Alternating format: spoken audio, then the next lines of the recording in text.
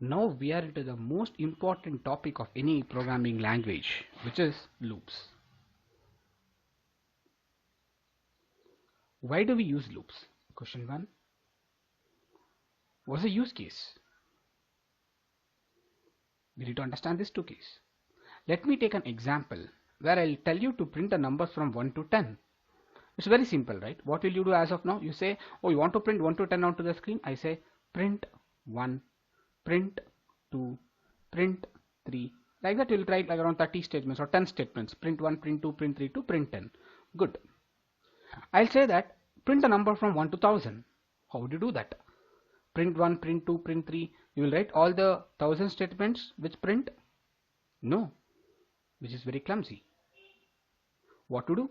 What to do is the loops in Python programming will help us to avoid this situation. Okay, so loops is the most important technique in any programming language, okay, which helps us to code fast and which reduce the effort of the programmer. Okay, so what is a loop? As the name says, it is called a recursion. Everything what we want to recurse, if you want to do the task again and again, recursion, then we use something loops. As an example, I told to print the numbers from 1 to 30. It's just a printing activity, right? Just later loop and say print number from 1 to 30 so that the numbers from 1 to 30 will be displayed onto the screen. Similarly, I want to print the numbers from 1 to 50. Do the same thing. I say that I want to print only even numbers from 1 to 50. You can do that. Everything, every control of all these things would be controlled under the concept called as loops. So when we say loops, there are two different type of loops in Python, which is called as for loop and while loop. These are two different loops which is there in Python, which is for loop and while loop. Okay, loop together with conditional statements will do lot of things. Okay, whenever you want to write any kind of logical programs, the loop with the conditional statements together, we can do lot of logics, and many business domain activities will be done on these loops and conditional statements. Okay, we already discussed about the conditional statements. People who have not visited our video about the conditional statements, please go back and view our video on conditional statements so that you'll have a better understanding about the loops. Okay, so let us start our example with the for loop. Okay, so when I say for loop, okay, when you say for loop, the for loop usually has some syntax. Okay, so for loop, the for loop in any programming language, it's actually pretty easy to understand than Python, because in Python the for loop is very abstract.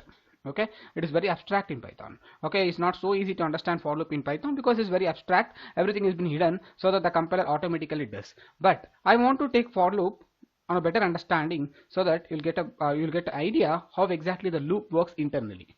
Okay, whenever I say loop, whenever I say especially for loop, when I say for loop, okay, it has three arguments. Now everyone are familiar what is arguments. When I speak about arguments, I hope everyone knows what is argument now. So whenever I say loops, okay, so whenever I say for loop, okay, so for loop has some arguments. Argument is whatever I passed inside this. Okay, whatever I pass inside this bracket is called as arguments. Okay, whatever pass inside this is called as arguments. So whenever I say the arguments of the for loop, okay, there are three arguments basically, which is called as initialization,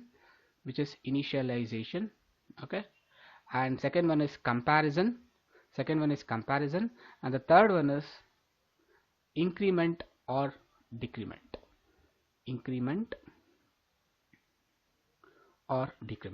These are three different arguments. Well, we are passing inside the for loop. That is for followed by three things, which is initialization, comparison, then increment or decrement.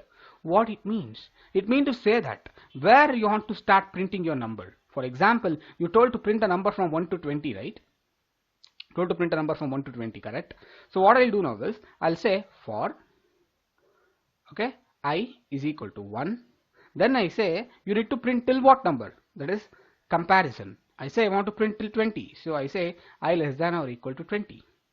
Okay. Then you want to increment. Increment what? Every time I want to increment by 1. So I say I plus equal to 1 is nothing but I plus plus.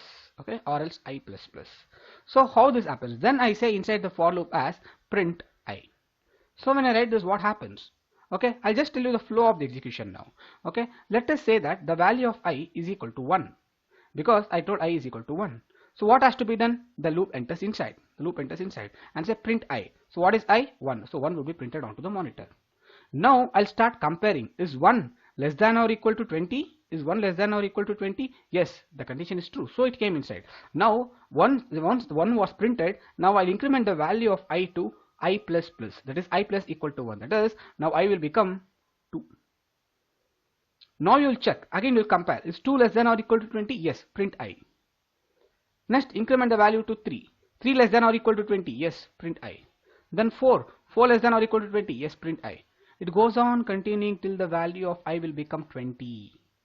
Now when the value of I becomes 20, the 20 would be printed onto the monitor. Now it increments to 21. It checks. Is 21 less than or equal to 20? Because the value of I is 21. Is 21 less than or equal to 20? No, the condition is false. So the loop will close. Loop would be closed. This is how 1 to 20 would be displayed onto the monitor, and this is how the loop will control. We can observe here the initialization will happen only once. Initialization will happen only once, but the comparison and the increment or decrement will keep on happening. Okay, I explained you about the increment now, right? So how would the decrement happen? Okay, let us take the same example, provided I want to print the number from 20 to 1. So I say for I equal to 20, start from 20. Then I say unless and until the value of I is greater than or equal to 1, what you do is keep on decrementing the value of I. Let us see how this will work. Then I say print I. Okay, I'll take the same example here. So when I say the value of I now is 20, initialization done. Yes, step to initialization done. Now I want to compare. Is 20 greater than or equal to 1? First the condition will check. Yes, 20 is greater than or equal to 1. What to do? Print I. What is I? 20. Now decrement. Because it's not increment, it is decrement. So I minus minus. I will become 19. Yes. So 19 is greater than or equal to 1. Yes. What has to be printed? I, which is 19. Then it becomes 18. It goes on continuing till the value of I is 1. Now, is 1 greater than or equal to 1? Yes, condition is true. So 1 would also be printed. Now it will become minus minus. Now it will become 0. Is 0 less than or equal to 1? No. Okay, so the condition is false. Correct? So 0 greater than or equal to 1, the condition is false. So now what happens? The loop will come out. So value from 20 to 1 is being displayed onto the monitor. This is how the for loop will work. Okay, like this we can take n number of examples. Okay, so let me take one more scenario where I want to increment the numbers. Okay, let me take one more example where I want to increment the numbers with twice. For example, I want to print even numbers from 1 to 20. Okay, so see, basically we'll be having some logical programs for you in that you can understand in deep, but as of now you can study that. For example, I want to print the number from 2, 4, 6, 8, 10. What I can do is I'll say for I is equal to 2. Then till what you want to print, I say I less than or equal to 20. Then I say I equal to I plus 2. See, as simple as that. So when I say print I, very simple, right? Let us see the execution. I want to people to trace always. Okay, we call this as tracing. Tracing in terms of we'll try to put how exactly the code runs. This is called as trace. Okay, so now what we do is I say the value of I is equal to 2. Yes. Now we'll compare. Is 2 less than or equal to 20? Yes, the condition is true. What you must do? Print I. So I will be 2 will be printed. Now what do you want to do? I equal to I plus 2. So the I will become 4. Now I'll check. Is 4 less than or equal to 20? Condition is true. Now print 4. Okay, now I equal to I plus 2. I will become 6. 6 less than or equal to 20? Yes, true. So what will do? 6. It keeps on happening till 20. Now I'll check the condition. 20 less than or equal to 20. The condition is true. 20 will be printed onto the monitor. Now this will become 22. Is 22 less than or equal to less than or equal to 20? No, the condition is false. So the loop ends. Okay, so this is how the for loop is usually followed. So what we need to understand is whenever we say for loop, we have 3 parameters, which is initialization, comparison, increment or decrement. This is how the loop will happen. Okay, the same was we will be having the while loop also, but this is bit different in syntax. Okay, let's not worry about for while loop as of now, where I'll be discussing it. But let's see how exactly the for loop would be there with respect to Python programming. Okay, we will see how the for loop would be there with respect to Python programming. Okay, let's take an example now. Okay, so we'll say for loop in Python. I'll just use for loop in Python. So when we say for loop in Python, Okay, in for loop actually we have something called as iterables. Okay, we have something called as iterable object. Okay, what is iterable object? Iterable object is automatically it will iterate. Okay, automatically, see what we did till now is iterating, right? We did iteration. Okay, in for loop in Python, it is iterable object will be called automatically. It says I will iterate myself, you don't worry about anything, you just tell me what to do, I will iterate myself. Can you give an example? Okay, I'll give an example. Say I want to print the numbers from 1 to 20. What I'll do is I have a function called as range function. Okay, our function called as range function, where this range function internally accepts three parameters, which is start, stop and step. Okay, the range internally has three parameters, three arguments, which is start, stop and step. Okay, using this range function we need to work on the for loop. Okay, shall I give an example? Okay, shall we see the example now? What I do now is I say for as usual, then I say in range. What in range? Okay, I'll put a variable by name I. For I in the range of, okay, 1 comma 10 comma 1 is nothing but, okay, whatever the value I have here, this 1 2 3 4 5 6, each time that value would be given to I. When I say print I, when I say print I, automatically 1 2 3 4 5 6 10 would be printed till 10. How this works? Just let us see the trace. Okay, we'll see the trace. Now what happens? I have told the value I, the I is there. I told the range of 1 comma 10 comma 1. So I told you the range has three parameters, start, stop, step. So I say the range is 1. So I'm starting run. So I'm starting from 1. So what happens? 1 would be given to I. Okay, I'm saying print I, so I would be printed. What is I? It is 1, so 1 would be printed. Now increment, because increment is 1 now. Okay, start, stop, step. Increment is 1. So I will become 2. Okay, now I'll check, is 2 less than 10? Yes, the 2 is less than 10. So whatever 2 is there, I'll be giving it to I, and the 2 will be printed onto the monitor. So I'll be printing 2. Next I'll say, I'll increment the I to 3. 3 less than 10? Yes, the 3 would be given to I. Okay, then I will be printed onto the monitor. So 3 will be printed onto the monitor. Similarly, I say 4. Okay, so 4 will be given onto I, then the 4 will be printed onto the monitor. Similarly, it happens till 10. Okay, is 10 less than or equal to 10? Yes, the condition is true. Okay, but here what happens in the case of range is it will be going till 10, but till will not be executed. Okay, when I say for I in range of 1 to 10, you'll be getting the values till 10, but it will not be printed 10, it will goes only till 9. Once it becomes 10, the condition would be false. Okay, if you want to say I want to print 11 also, then you must say for I in range of 1 comma 11 comma 1. Okay, so if you say I want to print a number from 1 to 20, you must not put 1 comma 20, rather you must say 1 comma 21 comma 1, because you want 20 also to be included, then you must increment the number from 1. If you say why is that, the syntax, the range function works like that. Okay, the range function works like that, so there is no escape in that, you have to follow the same thing. Okay, so when I say for I in range of 1 comma 11 comma 1, 1 to 10 would be printed onto the monitor. This is how it happens. Okay, so let me take one more example to make a better understanding about the for loop. Okay, so I have a list by name L1 is equal to 1 comma 2 comma 6 comma 10 comma 11. Okay, so I have these numbers. If I want to print all the numbers here, usually what we used to do, everyone knows that. Okay, indexing in list will, this is a list. Okay, hope everyone knows this is a list, this is a square bracket. Okay, this is a list. So the list operation will always, the list indexing will always start from 0. So this is 0, this is 1, this is 2, this is 3 and this is 4. If you want to print these numbers 1 2 6 10 11, what we do is we say print.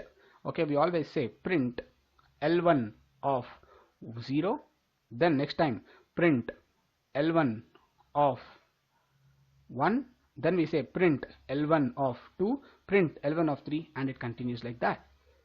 Okay, provided if I have 1000 numbers, if I have like 1000 numbers in the list, okay, can I do L1 of 0, L1 of 1, L1 of 2, L1 of 3 till L1 of 1000?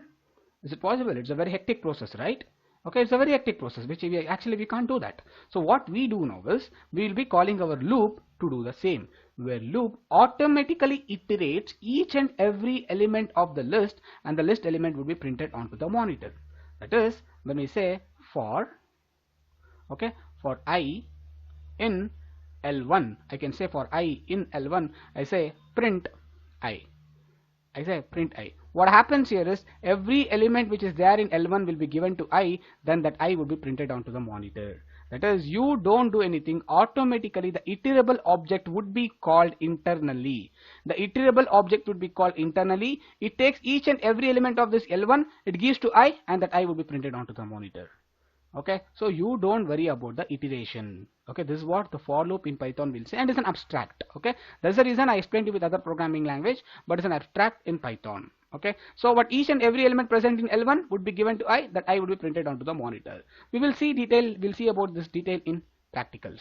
Okay, so this is about the for loop. Okay, now the most important fact about the for loop is, okay, for loop basically works good, okay, when we have the defined numbers. Okay, or else we can say, okay, we'll understand about the while loop so that we can better understand when to use for loop and when to use while loop. There is no particular use case we say that here the for loop has to use, here the while loop has to be used. Okay, it depends upon on the programmers. Okay, as and then where we require. Okay, when we do some logical programs, we'll better understand when to use for loop and when to use while loop. Okay, now we will understand how the while loop will work. Okay, so this is all about the for loop. You'll get a better understanding when we go to practicals. I'll just revise for loop for 2 minutes, then we go for while loop.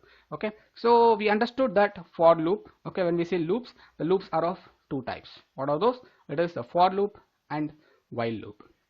Okay, so whenever we say for loop, okay, the for loop has three parameters, which is initialization, and the second argument is comparison, and the third argument is increment or decrement.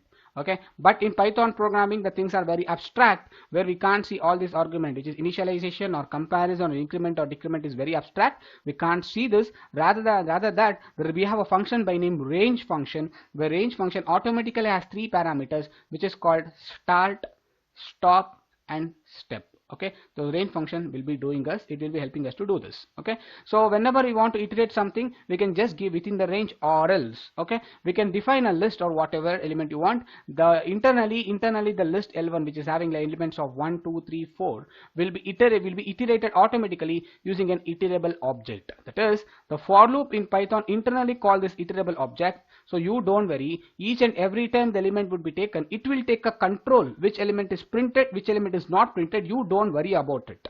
Okay, this is what the for loop in Python says. Okay, it is an abstract, but you need to understand the for loop has three parameters: initialization, comparison, increment or decrement, or else it also has an iterable object, which each and every element present inside the list will be posted automatically, and it will have a control which element is already printed and which element is not printed.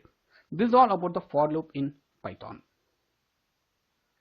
Let us go to while loop. Let us understand how the while loop will work.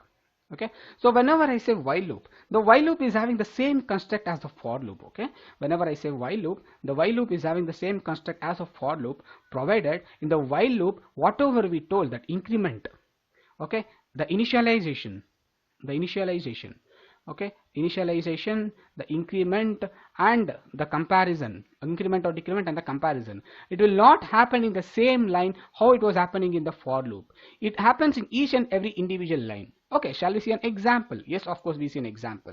Let me take a scenario where we have the value of I. Okay, I say that print a number from 1 to 20. Print the numbers from 1 to 10. Okay, let me say 1 to 10.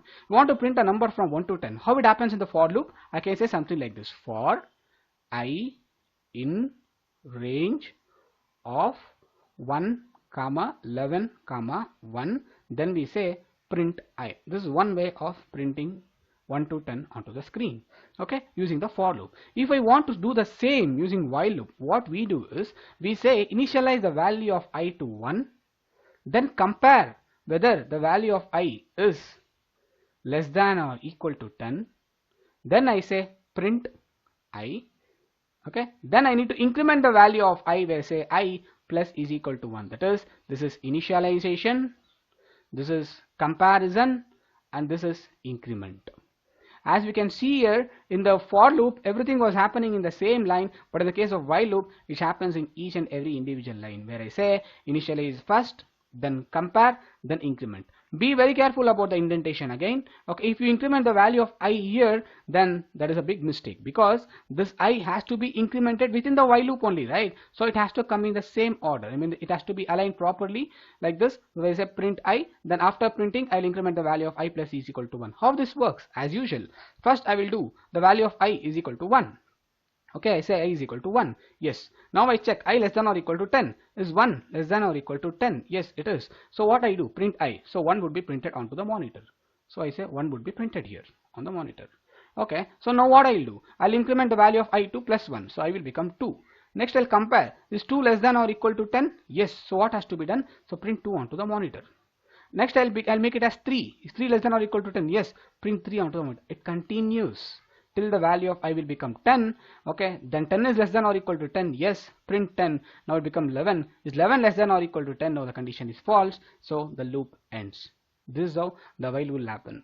Okay, as similar to for loop, the initialization will happen only once, but this comparison and increment will keep on iterating automatically, provided in the for loop it was happening in the same line, but in the case of while loop we do it in 3 different lines. So as simple as that. Okay, so while loop, it depends on where we have to use while loop, where you have to use for loop. We can see that later on the logical sessions, but there is no odd and code rule telling it as here we have to use for loop, here we have to use while loop. No such scenarios. Okay, but why for loop, which is the great about the complexity. If you are interested, you can learn about the complexities of the for loop and the complexity of while loop. Okay, whether which will execute fast, which will execute slow. We can, if you are really interested to work on that, you can really make time and see on this. It is not our topic of discussion as of now. Okay, we just wanted to understand how the for loop will work and how the while loop will work in Python. Okay, so this is how the for loop and while loop will work in Python programming language. Okay, we will just see in the detail how this happens in practical sessions.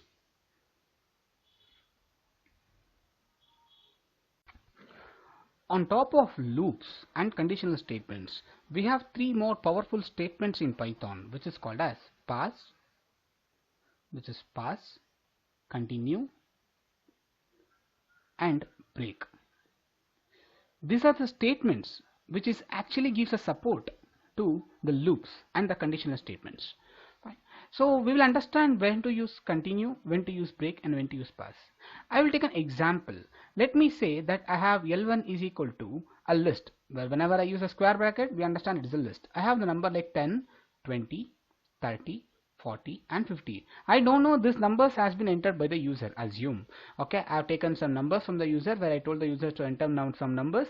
So he has entered these numbers. He has entered 10, 20, 30, 40, 50.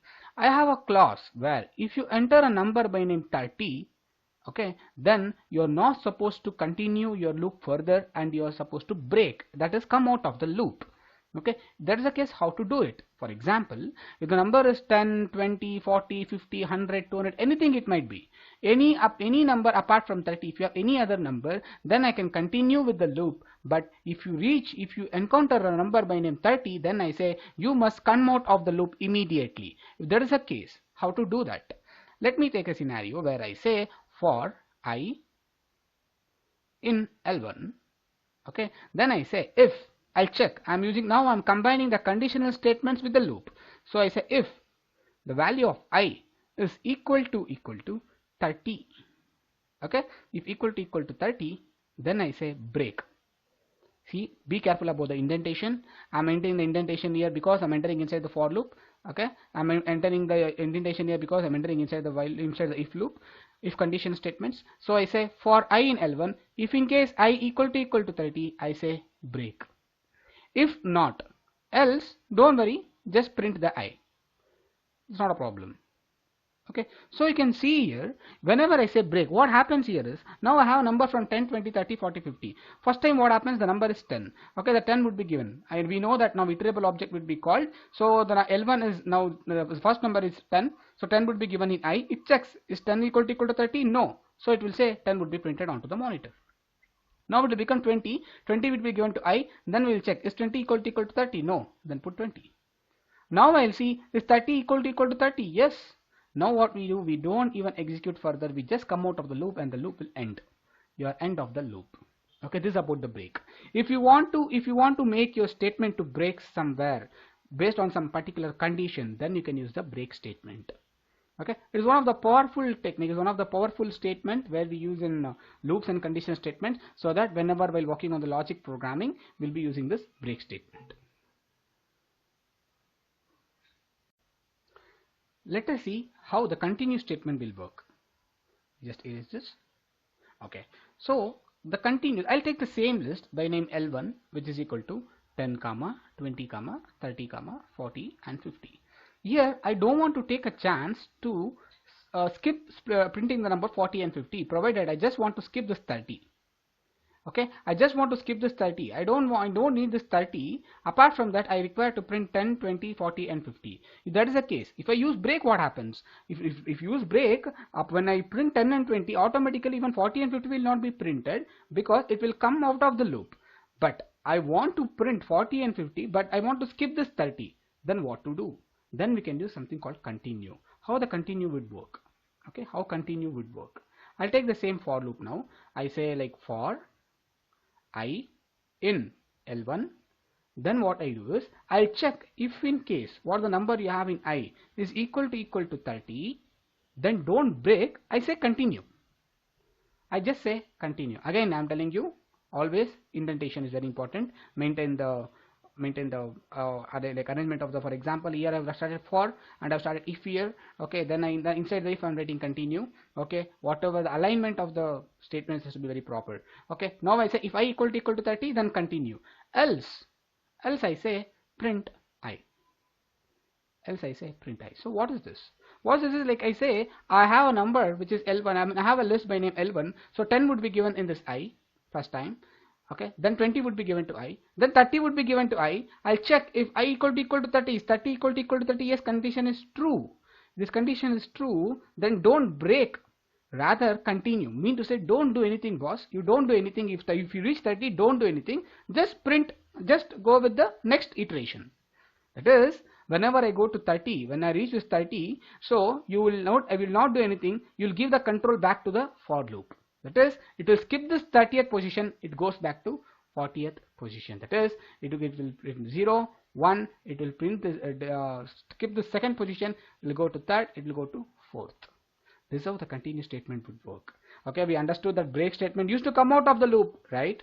But in the continue statement, what happens? In the continue statement, it will continue when the particular scenario is met. That is, it will not do any action, but it will give the control back to the loop.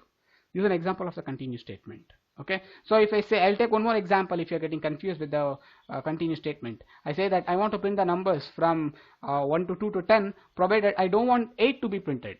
I want the numbers to be printed from 2 to 10. I want the number to be printed from 2 to 10, but I don't want 8 to be printed. I don't want 8 to be printed onto the screen. Apart from 8, I want 2, 4, 6 and 10 to be printed onto the screen. If that is the case, what I do now is, okay, I'll write a for loop. I write a for loop like for, okay, for I in range, for I in range, okay, start from 2, go till 12, go till 12, I also can write 11 also, go till 12, then every time skip by 2 numbers. So now I check if in case the value of I is equal to 8, then I'll say print, this is print, I'll say break. If I say break, what happens? It will come out of the for loop. If I say I equal to 8, then I say don't do anything, just continue. Don't worry, just continue. Apart from 8, if you have anything else, then print that number. So I say print I. In this case, what would be printed? 2, 4, 6 and 10. Okay, this is how the continue statement would work. So we understood what is break, we understood what is continue. Okay, the last thing what you are left with is on pass. Okay, the pass is very similar to the break statement, which is a continue statement, where you don't require any action to do. I say you don't have anything to do. Okay, you wanted to write something, but you don't have anything to do. You just say pass. Okay, for example, I'll define a function. Let me say that I define a function. I'll define a function by name add. Okay, you want to do something here. I don't have anything. I'll just say pass. So the function add is created, but it does nothing. So this is about the pass. Okay, the pass statement will not do anything. It just bypasses. It just bypasses the action. It just defines. It says I'm not doing anything. I'm just passing over. This is about the pass statement. Okay, so there's the most powerful statements in Python, which is continue, break and pass. Okay, so we understood how to work on the for loop, we understood how to work on the while loop, we understood how to work on the conditional statements, then we understood how to use the conditional statements inside the for loop. Okay, then we understood continue, break, and pass.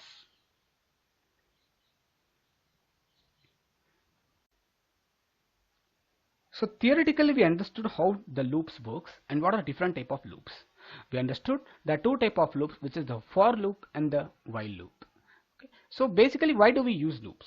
Why do we use loops? Because to iterate the set of statements again and again. So we want to avoid the programmers to get over the risk of writing the repeated statements again and again. So have a control which is called as a for loop. We understand how for loop would work, how the iteration happens, how the while loop would work, and how the iteration happens with the for in the while loop.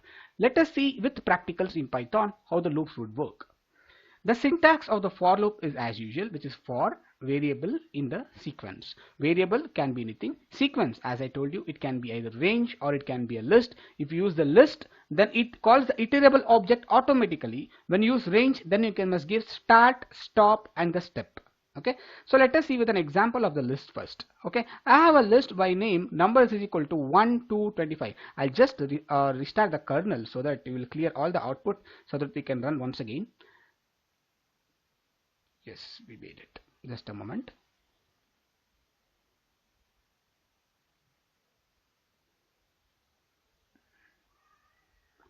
I'll restart. Yes. Okay. So now what we do is I say number is equal to 1, 2, 20, 25, 30. Okay. So we do 1, 2, 20, 25, 30. What we want to do is we want to print these numbers 1, 2, 20, 25, and 30 onto the screen.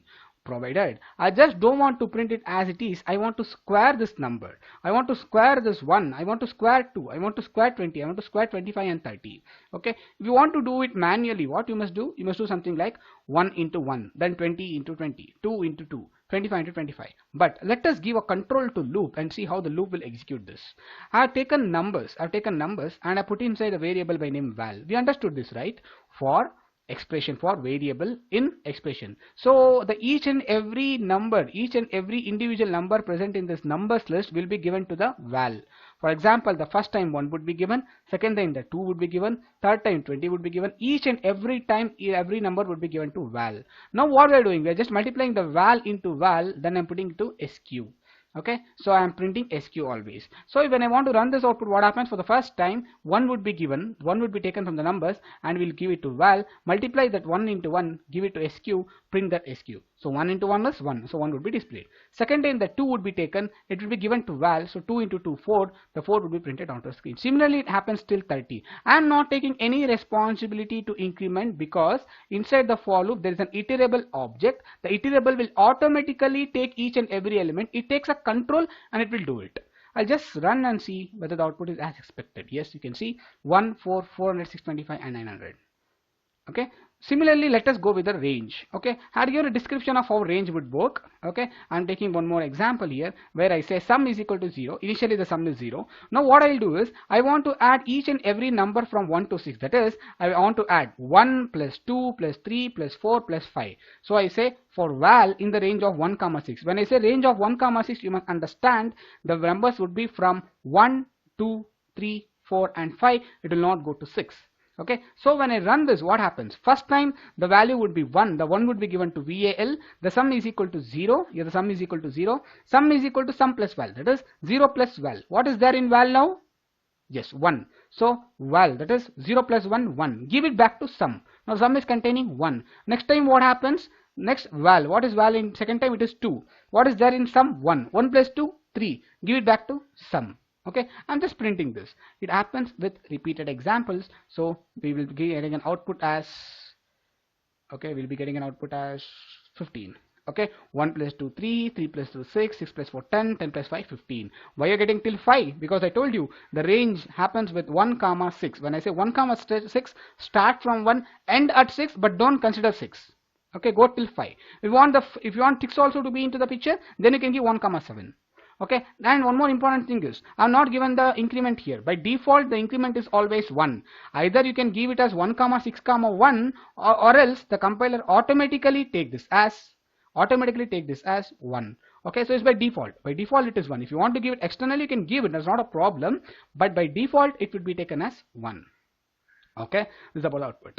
Fine. So let us take one more example for with the else loop. So what I'm doing now is I've taken for val in range of 5. See one more example here. Here I just given the number 5. When I give the number 5, it understands that I must start from 0 and go till 5. See, I just given only one number, which is 5. So it thinks, oh, start from 0, go for 0, 1, 2, 3, 4 and stop at 5. I'm not given starting, and I'm not given only ending, and I'm not given the increment. Increment is all by default it is 1. We saw, right? By default increment is 1. Here also we saw by default increment is 1. Where to start? Where to start with? You're just given one number, mean to say it will start from 0. Simple. Okay. When I say 10, it understands 0, 1, 2, 3, 4, 5, 6, 7, 8, 9. Okay. When I say 6, 0, 1, 2, 3, 4, 5, 6. If I say only one number, they start from 0 and end till that number. So now I'm ending given 5, so the values would be 0, 1, 2, 3 and 4. Okay, now I just print. I say for val in range, print val. If it is end with the loop, then I've just given else. I'm not given if. I've just say if the loop ends, then I say print the loop has been completed execution. We'll say this. Okay, see, it prints 0, 1, 2, 3 and 4, and once the loop is completed, it says I'm completed, boss, I'm done. Correct? This is about the for loop with else block. Okay, now we will try to understand for within for. Okay, for within for mean to say that I already have one for loop. Okay, this is very interesting. I want you to understand here. When I say range of 2, when I say range of 2, the values what we'll be getting here is 0 and 1. Agree? Okay, this is the outer for loop. This is outer for loop. Mean to say in the outer for loop here I am getting the value of 0 and 1. Okay, here I'll be getting the values of 0 and 1. Okay, now it comes inside one more for loop is there, which will follow from 10 to 14. So what happens here? I'll be getting the values from 10 to 14. That is, here I'll get 10, 11, 12, 13. Okay, so now understand, first time what happens, it will take one for loop, the value of I would be initially 0. Okay, I want you to understand here, I'll be just taking the value of I is initially 0. Okay, first time the value of I is 0. Now what happens, it will take the I value is 0, the condition is true because 0 is less than 1, 0 is less than 2 because I've given 2, so 0 is less than 2, it comes inside, then it says now number in range of 10, 14, yes, so the numbers are 10, 11, 12 and 13, so number 1, what is number 1? Number 1 is 0. And what is number 2? 10. 0, 10 would be printed. Now directly it will not go to this outer for loop. Rather it will come to the inner for loop. The control would be given to this inner for loop. So the 10 will become 11. The 0 remains as it is. Because only when the inner for loop becomes false, when this condition will become false, then the control will be given back to this outer for loop. In this case, this condition is still true, right? Because I printed 10 and I have 10 will become 11. The 11 is less than 14. The condition is true. Now print num1, num2. What is num1? 0. What is num2? 11. Good. Increment again 12. Condition is true. 0, 12. Increment again. The condition is true. 0, 13. Now what happens? When it becomes 14, 14 is not less than 14. The condition will become false. So this inner for loop will become false. Inner for loop will become false. So the control would be given back to outer for loop. Now this 0 will become 1. 0 is not 0 anymore. This will become 1. It will check. Is 1 less than 2? Yes, condition is true. Now come inside once again. Now come inside once again. Now we are coming inside once again. Now what happens? Again make the value start from 10. I say now start from 10. Now 10 is less than 14? Yes. So what would be printed? Num1. Num1 is what? 1. What is num2? Num2 is 10. So 1, 10. Again increment 10 to 11. Okay. 11 is less than 14? Yes. 1, 11. Then 12. 12 less than 14? Yes. 13 less than 14? Yes. 14 less than 14? No. What happens? The condition will become false. It gives a control to outer loop. This 1 will become 2. In this case, what happens now? When this 1 becomes 2, what happens in this case? When I say 1 becomes 2, is 2 less than 2, the condition is false again. This condition is false, what happens? The outer loop is also false. There is no probability, there is no possibility to come inside the inner loop because outer loop is only false. So the loop ends. Okay, this is how the nested for loop would work. Okay, the loop within the loop is called as nested for loop. This is how the nested for loop would work. Okay, let us see the output now. See, we got this. We got something like 0, 10, 0, 11, 0, 12, 0, 13. Yes. 1 comma 10, 1 comma 11, 1 comma 12, 1 comma 13. Yes. So each and every time whenever we are repeating it, what happens is it will be understanding what is the outer for loop and what is the inner for loop. Outer for loop is 0, it remains 0. The inner for loop is becoming 10, 11, 12, 13. It becomes, now inner for loop will become 14. The condition is false. The control will be given back to outer for loop. Outer for loop will become 1. Now again the control comes to inner for loop. Then again 10, 11, 12, 13. Condition false. Give the control back to outer for loop. Outer for loop it is 2. 2 is not less than 2. The condition is false. The loop ends. This is how the nested for loop will work. This is a beautiful concept again.